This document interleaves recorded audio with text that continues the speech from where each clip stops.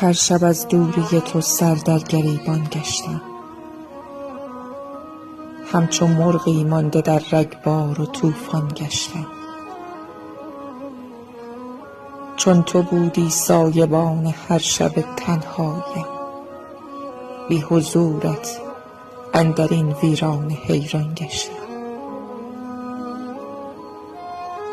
گشته بودی هر زمان همراه بی همتای من، با حضور گرم تو خورشید تابان گشتم. هر زمان در خلوتم دردانه جانم شدی، در نگاه مهر تو همواره رخشان گشتم. من که از هجر تو همواره به کنج عزلتم، بی حضورت نازنین تبدار و نالان